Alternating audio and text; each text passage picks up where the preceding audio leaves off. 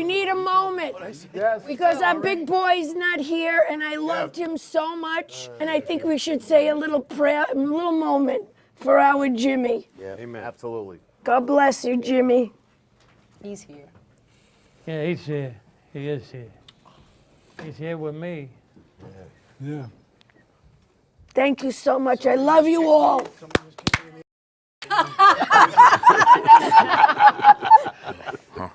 Okay, so this is what we're going to do.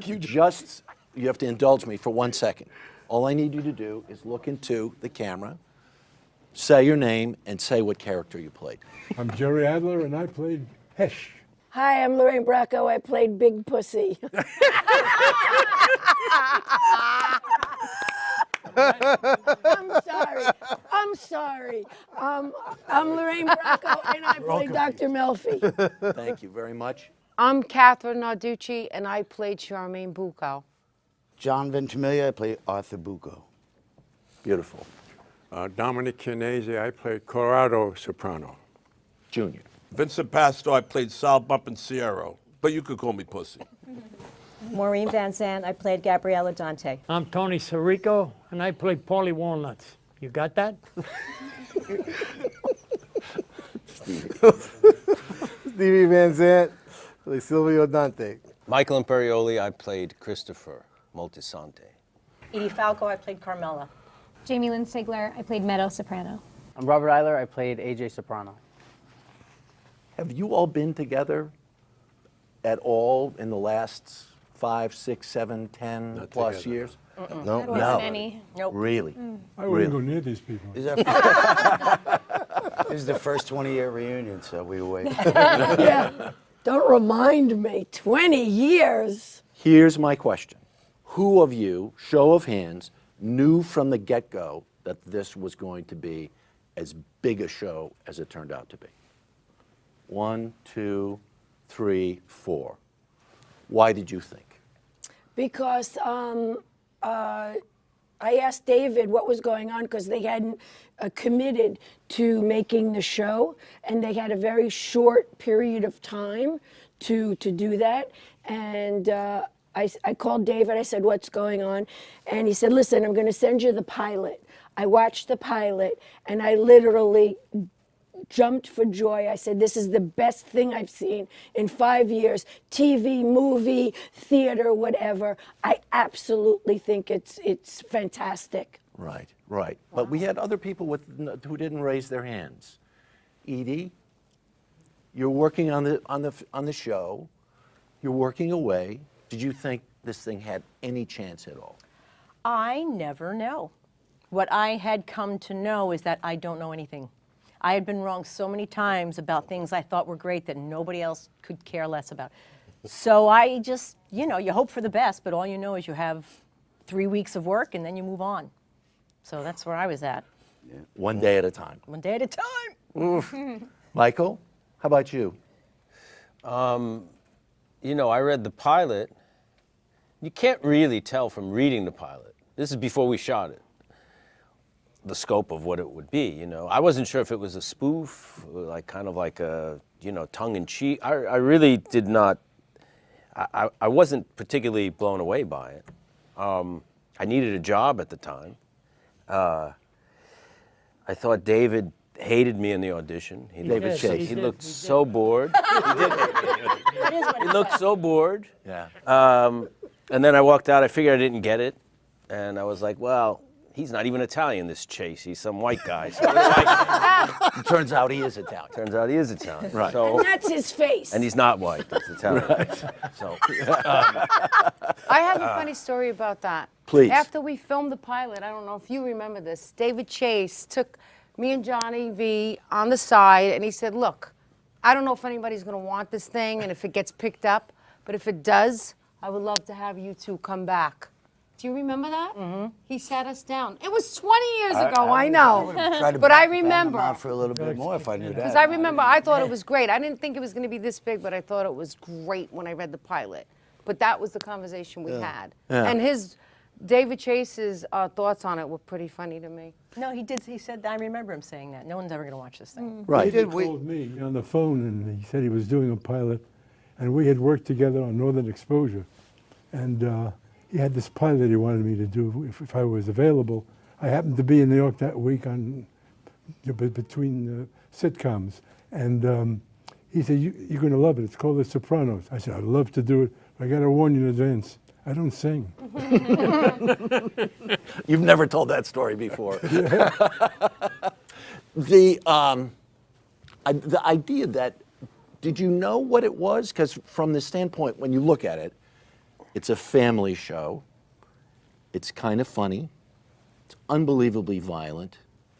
It's crazy also. I mean, there's parts of it that, like, throwaway, kind of non sequitur. It's a lot of stuff going on that screen at any given time, right? What did it feel like to be a part of the cast? I remember in the beginning, as soon as I had been auditioning for like stuff for probably 5 years or something, and I remember it was my first TV show, and I remember going home and my mom, everybody was like, "Oh, you got a TV show, you're gonna be famous." And then we were on set doing the pilot, and I said that, I guess, and Tony Sirico said, "Listen, you do these things all the time. This is going to be nothing. We'll probably never see each other again." So then I had to go back and break the news to my family. It was tough, but then, you know. You Mr. might as well spread it. Right? Tony, talk about it, because this was not your first rodeo. No, it wasn't, but I'd killed before. Number one. I have no doubt. Number two, when I went into initially audition for David, he looked at me. He said, "You sit there." He put a hat on me, and the lines were, "These kids today." I said, "Is that how you want to see?" He says, "Any way you want it. Anyway, I'm playing an 80-year-old man."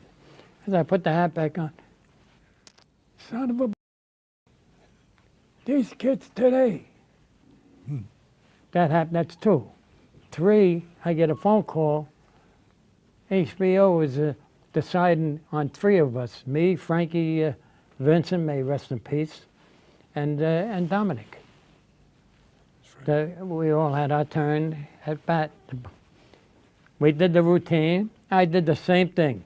I did all I could for this type of character. I'm playing an 80-year-old man. These kids today. That's what I said. Everybody went. I got a phone call an hour later from David Chase, who tells me, he says, I says, and he says, "Yeah, you got some bad news. You're not playing that character." I says, "Uncle John." Uncle Junior, thank you. He says, "But he says, I got something in mind for you. I'm not sure. I want you on the show. I haven't decided what you're going to do, who you're going to be." I said, "Yeah, okay, sure." I hung up. I don't know if he was pulling my pretzel or what he was doing. An hour later, he calls me up and he says, "You are Paulie Walnuts. You're on the show." That's how I got on the show. I wasn't learning lines. I just showed up and got the job. Every now and then, don't hurt nobody. Make you laugh. Was Paulie in the script, in the original script, or he wrote it in? No, Dominic's role, the old man. Uncle Junior. So he created Paulie Walnuts for you. Yeah. He told me I'm Paulie Walnuts. And there you are. I loved it. The boss was telling me that. It's beautiful. That I know. Yeah. My agent called me up, said, they want you on the show. You're going to be Artie Bucco, the chef. I said, "The chef? As a chef? What is that?" Okay. I mean, you know. It's a mobster show. You want to be a mobster. Yeah, I want to be a cool guy, you know. Right. You would turn out to be the coolest. Turned out to be all right. Right? We all came out of independent films, so we'd meet each other at auditions. We were all going in a lot of the same things, and you know, you're going in on that. You never expected anything to do too much, but you love what you were doing and who you were doing it with, and that's what this ended up in a way. It could have been on network, I guess, if if a network wanted it, but it ended up where it ended, and we ended up being kind of like an ensemble in a way, not expecting too much, but liking what we were doing. But no way, no how, this show ever goes on network television. No. Not with its, not the with, magic is gone. the tone of the show could have never flown on network television. But come on, we all have to give credit to Georgia and Oh yeah, and Jaffe. Sheila Jaffe. Oh, yeah. Yeah. Let's give Casting. They knew. So what's the famous quote? It's John Huston or John Ford, one of those old directors, said, 90% of directing is casting. That's correct. Not if you ask a director, but John Huston said that. Somebody like that. But Quite true. But this whole thing is, I watched a bunch of episodes then just in the last couple of days. Saw it all the first time. Saw it again 5 years ago. Then watched a bunch of episodes over the last couple You of got days. a lot of time on your hands. NBC doesn't keep me very busy. But the point being, I felt like every single person in every single spot was spot on. Did you ever worked in an ensemble like that where you felt like he doesn't miss, she doesn't miss, she doesn't miss? It was extraordinary. Everybody hit it. It seemed like every scene. Anybody worked in a show like that before? Me and Michael, in the snow, we did magic with lines. We took the humor out of a line that should have been humored, Right. and it was funnier that way. Sure. The guy's dead. It's already so We funny. murdered him. What's not funny about that? You're talking about the Pine Barrens Oh, episode. there is no other. To be honest with you, I love this show. I die. This is the way I want to die. There you go. In the show, but There you go. In the snow? Almost No. It's the greatest episode. I also think it's because Pine the Barrens. chemistry of all of us, I think I could say we all got along. I don't think anybody had a bad thing to say about another actor. And cast this big, that's what's rare and what you'll never find on Gotcha. another show. There was no jealousy. Everybody loved each other and was for each other. That's what I think. Let me even cursing right at you. Right. That's the reality of it all. The beauty of it. Dominic. When I auditioned, I wasn't sure Dave was a genius or he's a Nubats because I was wearing your hat. my sister-in-law were going to kill your son, my nephew. I thought this guy's crazy. I didn't know what he was doing. And then he started laughing. I said, maybe it's a comedy. I just wanted the job. Like Michael said. And like he said, I had a feeling. I wanted the job real badly. Right. As you're playing Uncle Junior, Yes, sir. did you just get the line? Did you just say, "This is my guy. I'm delivering the lines"? I don't, because you had some of the best lines in the show. Yes. Yeah, I had some Well, great like ones. I'm a I didn't wait for the Away reading. from being the boss of New Jersey.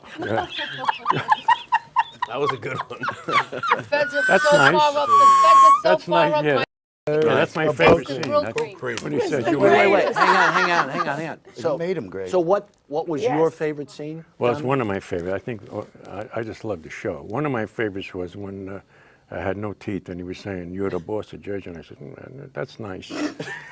That I like playing that old. Do you watch the show? Do you ever watch the show now? Sure, I watch. Oh, once in a while I watch it. Yeah. How about? Because you get killed. You get killed in the end of season 2, Yeah. right? We all cried when And you got killed. did you think, oh my God, I'm on the best ride of my life and they're going to kill me now? No, because David called me between season 1 and season 2, and he promised me a great season. And he said, "Vinny, we'll bring you back in some flashbacks." And I wouldn't be sitting here if he didn't create the character of Big Pussy, and that's history. So I'm very happy that I was able to be with these people for those 2 years, Yeah. you know, and work with Jimmy. Right. Yeah. You people don't have any idea how great it was to work with James Gandolfini. He was the best. He would say, "You want another take? You want another take?" Nobody does that. Because he's in there with you. Yeah, He's but like- you know, he could have gone to his trailer. he could have went to his trailer. He could have said, "All right, you got 2 takes. That's it." But Jimmy would say, "How do you feel?" And he would turn to whoever's directing and say, "Vinny needs another take." Yeah. And Steven, that was Jimmy. Same thing. I have a sense you want to talk about Mr. Gandolfini.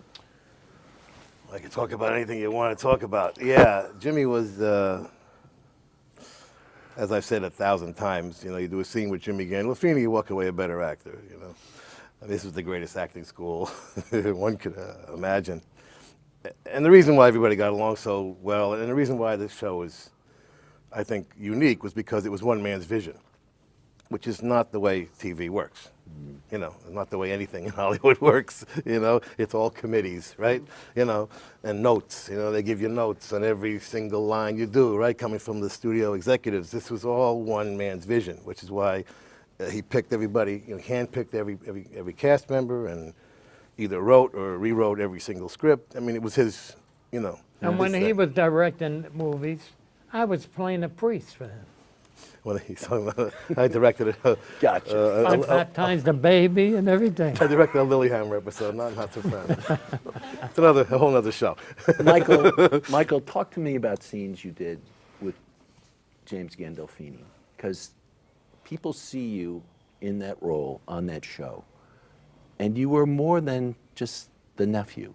Your connection to Jimmy's character was much more profound than that. I mean, we became very good friends, and knew each other really, really well.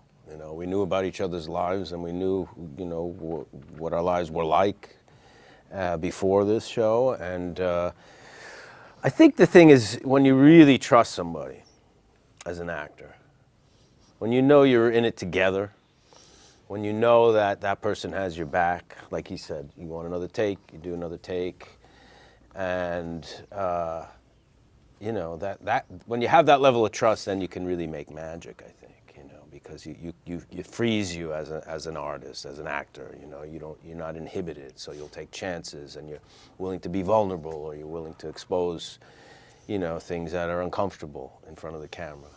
Whereas when there's tension, then you close down. But when you have that trust, and he gave that to me and to all of us, and we gave it to him.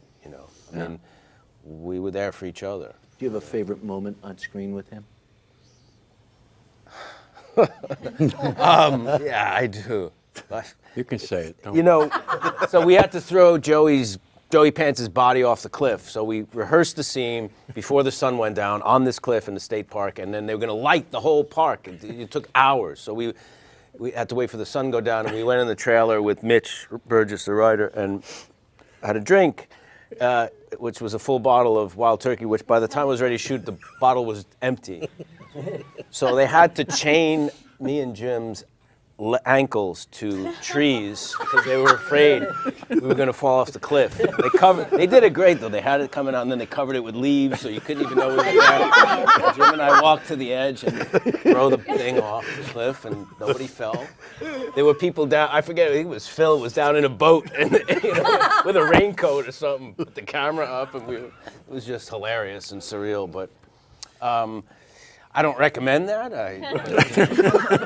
But all you were doing was throwing the guy. A lot of fun. Right. I think the lead guy of a show, I think, sets the tone. Yeah. And I think Jimmy was always a character actor in his head.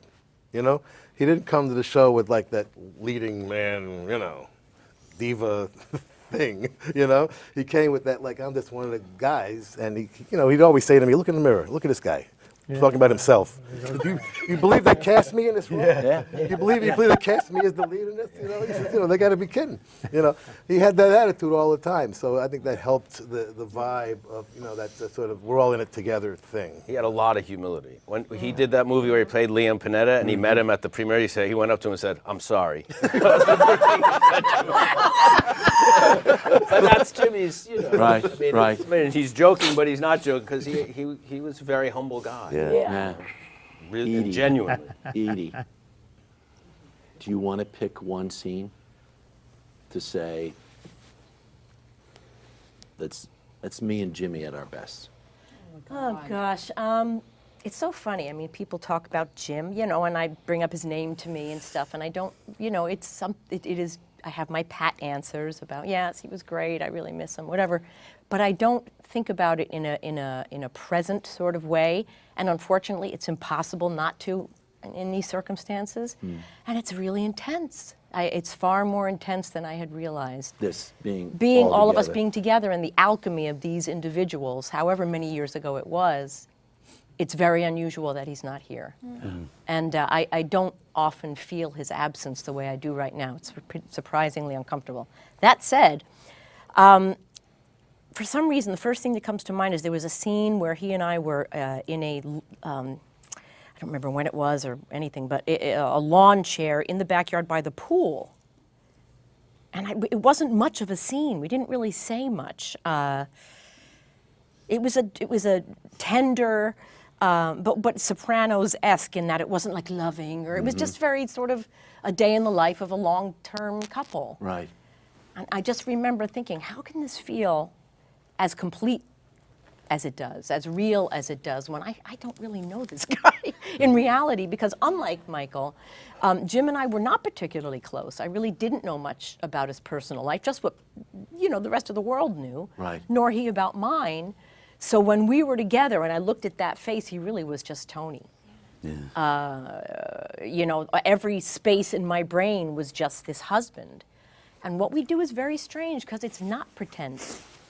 But it's not becoming another person, obviously, because that's, I guess, psychosis at that point. But it's some weird place in between. But there was something about that scene in particular where I thought, holy crap.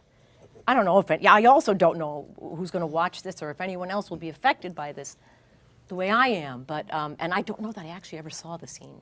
But I remember shooting it in the backyard on these two lawn chairs, and we sat there next to each other, maybe said a thing or two, and I don't know. Okay, so you know what that means? 86 hours of stuff we have to look through tonight to Oh, find gosh. this friggin' scene. Edie and Jim in the White Yes. Caps episode, some of the greatest acting movies, TV ever. The two of them in the house. The That's summer house. so you're in the summer house, but it's when you realize that for the umpteenth time he's lied to you so much. Oh, that could be any season. But this is about girlfriend 1 and girlfriend 13 and Right. 66 and 67. And here's this moment where it seems like, oh my gosh, here's this new chapter in our Right. life. We're going to get this beach house. And then you find out he's still been lying to you. It's unbelievable. Really? I'm just getting this? Wow. He punches the wall. I agree. It was one. I remember him punching the wall. I remember Edie had a moment there of like, should I be protecting myself? Oh, no, I remember that.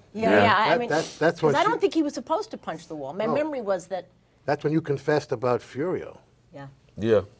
Right, Maureen? That's right. Yeah. They ran that the other day. Yeah, you Edie, confessed that it. was amazing. The work you guys did in that scene was Yeah. amazing. Thank you. Wow. Thank you. Wow. Yeah. You have a favorite? What is your favorite of all the scenes you did with your dad or episode? Do you have a favorite that you did with Jim? Well, when the show started for me, I hadn't done much. I was 16 years old and had only done theater, and being on a film set and being around these amazing people, I was so intimidated and felt like I didn't belong. And I think when we did the college episode was like the first time that I really had a lot of one-on-one time with him and a lot of heavy dialogue and a lot of scenes. And I remember him saying to me, he could tell I was nervous, and he said, just look in my eyes and trust me. And it was everything, and I've taken that with me just in my life, but also like talking about the person that he was offset. I can tell you on behalf of Robert, and I think I can speak for you, that he kept his distance as respect to us, because trying to respect us as little individuals, as part of this cast, because we were the kids for so long, but the way that he would check up on us behind the scenes that we found out later between like our reps or my parents or anything like that, just the care he felt and the responsibility he felt to make sure we were okay, you don't find very often. It's really special. He's watching out for you. Yeah, That's huge. yeah. Did you feel that too? Oh, yeah. I found out later on that he would call my manager. Be like, what is he paying for rent? Like, even questions like that, like just to make sure I'm not being an idiot and staying in some penthouse somewhere and being dumb. And then he would tell him, don't tell him I called, Yeah. Right. I don't, he didn't want the credit for it. He just wanted to know. He wanted to, like, I think he actually slept better at night knowing that we were okay, which is crazy. How He do you- was how do you- the greatest. How do you account for that? That's just wild. Talk to me about scenes you shot. You sit, how many feet apart? 10, 12 feet apart? Never enough. Never enough. Seriously. I mean, there were moments when you're sitting there and you're watching this guy across from you that everybody says basically was a singular talent. Yes, he was a singular talent. He was. I What- think Jimmy was a great actor. Yeah. What was that like for you to be on the other side of that? I found myself sometimes, because what happened was Jimmy would want to do, he had a lot of very long soliloquies, basically, monologues with me. And he would ask the camera department and sound department, he didn't want to cut. He wanted to be able to just go through it. And sometimes I found myself just watching him like I wasn't in the scene. Like I'm like, oh my God, this is magical. Oh, my line. Oh my God, yeah. How does that make you feel? I mean, really, sometimes it was incredible. But he was also a pain in my. And when he would finish his 4 or 5 page monologue, he would be so happy when the cameras would turn around that he would like strip and dance and take his clothes off and, like get all crazy. And I'd be like, hello, I gotta do my lines here. And he would be like, and they would, what happened is, lots of times how Jimmy would work in our office is that the cameras would be blocked off. The cameras would only be seeing me and not him doing his, striptease. Right. So I'd be like, yo, hello. Do I have to do? And everybody would be like, oh, come on, Lorraine. And I'd be like, do you know what I'm looking at? Not fair. I've got a bunch of stuff to go here, but what people seem to be obsessed with is the last episode. This is so interesting. This was your job for that many years, and you walk away from that. The audience, it still stays very, very present for the audience, it seems. Because when I said, yeah, well, we're going to interview some of the cast from Sopranos, it's like popcorn, all the ideas that are coming at me, flying at me. Let me go all the way in the back. When people talk to you about the last episode, what do they say? Most of them think that Tony and the entire family were killed. Right. I think people want to think that because I think they want to think something really dramatic happened. And I always saw it as life just went on. It went gray, went black, and their life could have gone on forever, but there was always that sort of specter of could happen. Mm-hmm. So I chose to think that it was nothing. Does it matter? Just a moment in their lives, Yeah. having dinner and cut, and that's it. That's it. But people like to make very dramatic. Well, the music is playing, about it. Don't Stop Believing in the Yeah. background. Right, you're shooting the scene. Did you know it stopped? Did you know he was going to cut it where he cut it? I never knew what was going on. That's the truth. I didn't, and I didn't know what it meant, if it meant anything, and I was just so grateful to be a part of it in any way. Yeah. One of the things I loved most about this job is that I didn't feel like I had to know the larger arc of these people, what the story was about, Yeah. the capital A, because I had such immense trust, almost like a great parent, in the people at the helm, primarily David Chase, to know what this was about. So I didn't understand the ending. It's exactly like Maureen said. Life goes on, but we're just not privy to it anymore as audience members. Right. And how many people have said to me, no, I get that, but what actually happened? Right, right. You know, like, it's like, well, that I can't tell you. Right. Yeah. We It's shot it amazing. just for us. That's People right. thought their exactly. cat pulled the plug out of the wall. That's right. I mean, that's where it went. No, they thought cable went down. That's right. Like, Yeah. what happened? I didn't pay my Con But Ed bill. so, None of us knew what the ending was, did we? Yeah. No. It was over. That's right. Wasn't it? Nobody shouldn't knew it that. different what- I killed the I cat. wasn't even there the day that you guys I shot killed that him. scene. That's right. That was a completely different day. That's I right. had no choice. well, well, okay. So you're out there trying to park your friggin' car. By the way, it's very hard to park badly. I will say that. Like to So park, you're a good parallel I'm parker. a very good parallel parker. Like that. In real You know, life. that Jimmy had an acting ability. Yeah, You know, you found that stuff, that space in it. It's I amazing. did. Right? Does it? Do people stop you on the street still? Yeah. Oh, Big, yeah. big time. Yeah. Yeah, big time. I'll forever be Next called. generation now. So if someone stops you on the street, do they say Jamie or do they say Meadow, always. really? Yeah, because it's just how they Yeah. they feel such Oh, a connection I had to stamp to with her. our name I get it. forever. Yeah. Right? Yeah. You know her name All and I you just ever called get is Jim that her I was dad. such a. That's Yeah, how deep. yeah. That's how deep it is. Well, That I was yeah. such a. It's kind of fried. Who's what? I I get said a lot of all I sympathy. ever get when I get stopped is I was such a. Everybody You hated did it me. well. I You hated did it me. well. I wanted to love Tony, but I couldn't. Right. I wanted to love my husband, but I couldn't. I mean, Oh, Tony, huh? All right, so it's true.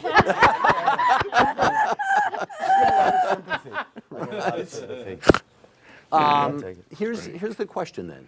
Was being on the show in aggregate for each individual a blessing or a curse? Because Blessing. Blessing. There's no way it couldn't be a blessing. I mean, I shouldn't speak for anyone else. but what's that? How could one look at this as anything but a blessing, regardless of what you may think about, your career after this? As an actor, as a person, you don't get this. No. Usually, Yeah, not at ever. all. Certainly, for me. Robert and I feel that this is just, we were part of a cultural moment. Whether or not we knew that at the time, I certainly didn't. But in retrospect, I mean, you can die and say you were a part of this show that people talked about for a long time. It was very fulfilling work when you were doing it. Very satisfying. It gave the scenes gave you places to go and places to reach for and things to dig up. It was challenging as an actor. It was fun as an actor.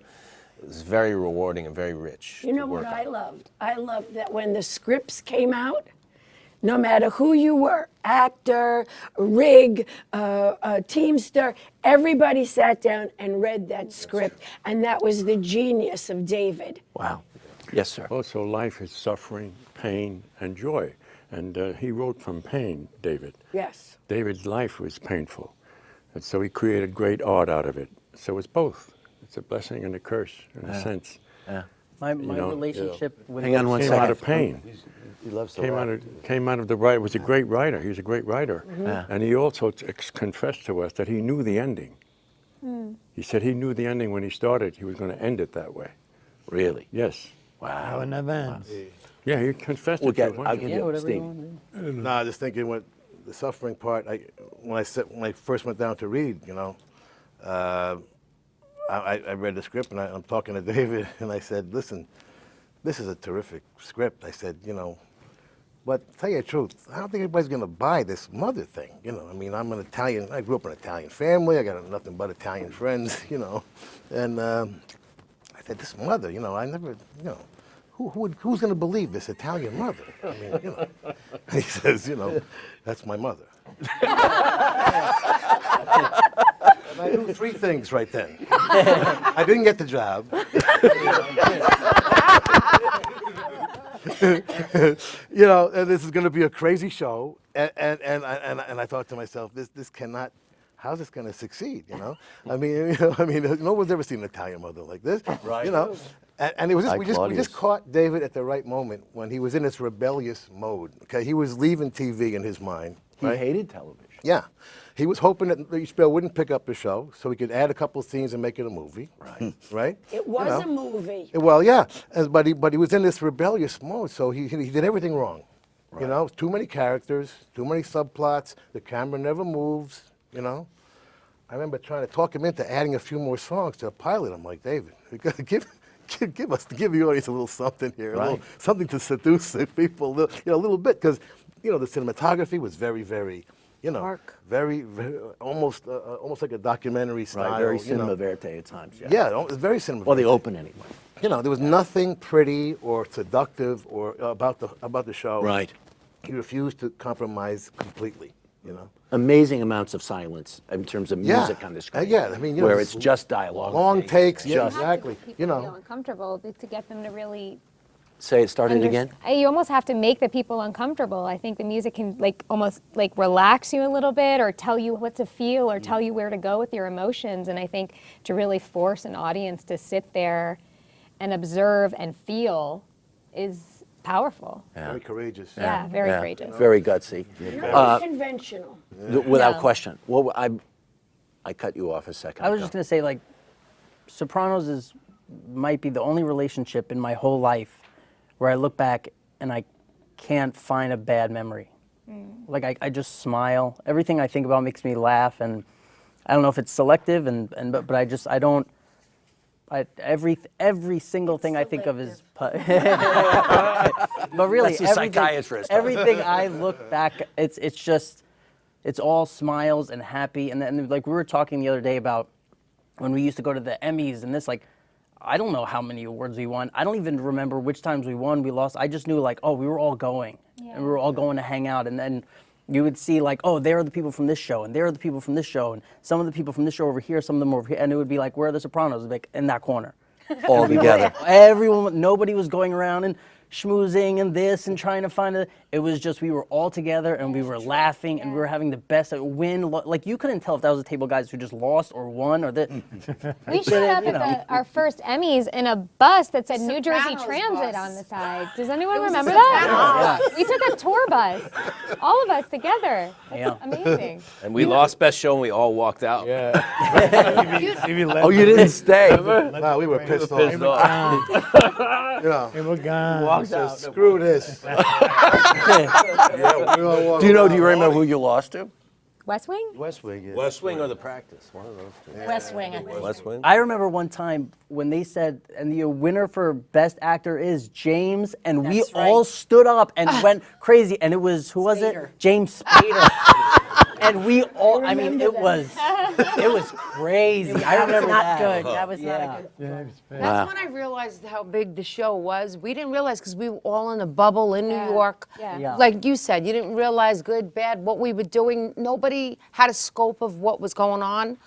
And when we got to the Emmys, the first time, or the SAG Awards, whatever a big award show that we all got on a plane together. And when we got to the award show, I'll never forget, when we got out of the car, I remember seeing Brad Pitt and Jennifer Aniston and all these big people. I've never been to an award show before. And they wanted to meet us. And I went, holy, this show is big. I was like, wow. And we sat next to them, and I remember they were all staring at us, and we were the cool kids. When did we finally win? I don't think, did we ever win? The last Yeah, the last one. Yeah. Well, I remember the SAG Awards when they asked Tony, myself, and Jimmy to go up and present Best Comedy or something. And Jimmy didn't want to say anything. So he left the dialogue between Tony and myself, and then Jimmy said one word, And then we won that night, so we were up there twice. It was a great night for all of us. Right. The SAG Awards. Yeah. Is a night like this bittersweet? Yeah. Yes. Like this. Yeah. Surreal. Yeah, it is. Yeah. I feel like when I hug someone from the show, there's this invisible gym bubble around us, and I feel like every hug is a little longer, and it's definitely different. And he's very, very missed. We have a connection, all of us, for sure. I mean, I think no matter It's very how much weird time and has very passed- sad. It's weird and sad. Yeah. But We it's also haven't happy, Oh, Yeah. we haven't Also seen each smile other a lot. all like this, but groups of us keep I stay in touch with Vinny, and I've seen Lorraine and Jamie and I on Instagram. I think everybody has their little thing. I see Johnny and everybody once in a while, but not as one group. Why don't you see me? Me and you, What am we I? traveled together. You and Vinny had me in stitches. Do you have a favorite scene that you did? Well, you said the one with the no teeth, right? Talk to me about working with James. Oh, Jimmy as an actor was so great. I remember that when he, on the golf course, when he insulted me. I mean, what did I do? I mean, he took the golf club and he went, "You like sushi?" I mean, was a great, he could do things. Everybody cracked up except me. My character wouldn't crack. Give away the secrets. I couldn't crack up, but I felt like cracking up because I thought the guy's a genius. Right. To take a golf club and make such a wonderful image from that golf club. None of which we can Because show he in a thought Today of Show. something. Yeah. You remember that? You were there, and Al Sapienza was laughing. Yeah, it was too. They were all hilarious. laughing at me. He was great, and then he made me cry when he said, I can't even say it. He said, "Don't you love me?" Remember that? Sorry. It's more sweet than bitter. This is an embarrassment of riches. Honestly, just as a personal experience, to be able to sit with you all and hear your own voices talk about what this experience was like for you. I'm so glad we didn't do it live because I feel like we got a lot here. We really got a lot here. And I've got goosebumps sitting here because I feel like... One thing about Jimmy? Please. You know, I was very, very nervous about, taking the job. And I said to David Chase, I said, listen, now that it's real, I said, I feel very weird about taking an actor's job. This is your first acting job. Yes, I'm coming from rock and roll. I said, I don't really want to, these people go to acting school, and my wife's the real actor in the family, and I watched her go to school for years, and off Broadway, and I'm like, I don't want to take an actor's job. He says, okay, well, David Chase says, I will write you in a part, so you're not taking anybody's job, right? Which is what he did, right? He wrote it in, so I wasn't sure, are people going to accept me or what's going to happen on the set, because at that age, even at that age, I was not ready for any kind of controversial going to work problems, Mm-hmm. I mean, you want it to be a family, I'm coming from rock and roll, and music is a little bit more of a family thing than the acting world in general, where things can get a little bit competitive in the acting world, we find. So we hear. Yeah, except on this show, thank God. So Jimmy, immediately set the tone of he had respect for what I had done in my previous, my other life, and it just set the tone for the entire cast, I think, and the entire show, just to immediately accept me as another actor, Yeah. And that was just such a miracle, such a comfort. Right next door. But it could have went a different way. You know what I mean? And I think Well, Stephen- Jimmy set that tone. We were in awe when you were part of the cast when we were sitting around reading at table, man. We had a little Stephen from the East Street Band on the Sopranos, man. Whoa, man. Oh, yeah. I remember that. Yeah. But Hang on one sec. Yeah, you made us cool. Dominic, what's on your I mind? was thinking that David understood different talents, and he asked Stevie to take me to the studio, and he got the song out of me. See, I thought when you go into a recording studio, being a crooner all my life, I thought you had to be sweet and you had to sing purely. And Steve was there and saying, give it to me, and it came out right because I wasn't expert at that, at recording. And Stevie knows recording, and that was important to me, I don't know, I think I thanked you. What a wonderful guy I to did, produce. because let me you tell got you. the song. Not so hard. That song, he what was the uses song, that. Maureen? Coringrata. Yeah, he got it out of me. Yeah, correct. He got it out of me, So Was that when you sang at my house and David I was in the found out that you Heard me were a singing to your singer? Daddy, yeah. He said, "What does the line mean?" He said, "What does that line mean?" And a year later, he put it into the show. But I mean, he was interested in the intent of the song. Yeah. But Stevie got the, It was so your birthday when you did it on the show. Right. You sang it was your birthday. was it? Yeah. When he sang in I the remember What's that? studio. Yeah, 1 second. Jamie, I was just thinking something off of what Stevie said, and back to the blessing or the curse. I think the experience will always be a blessing, but the only curse, I think, especially having it be my first experience, the curse is that it's not always going to be like this. I mean, the way it's set up. It's probably never Life gonna for be me like in that. this business, but I think now being 37 and a mother and having different perspective and just, it used to feel like frustrating that I wasn't getting what I had been used to. And now I can sit here and be like, even if I don't, I got that. That's right. And that is the greatest gift ever. Gotcha. Amen. So David Chase is making a prequel to the show. Anybody going to be on the prequel that we know or can say? 20, 30 years before us. Benjamin Button. We're too old. Amen. You're I might play our grandparents. So we're still I need a negotiating. job. Tony Sirico's the narrator. Go Need see another it. 10 years. I'm going to play a narrator. sperm. Promise me hair. What I missed? What I just missed there?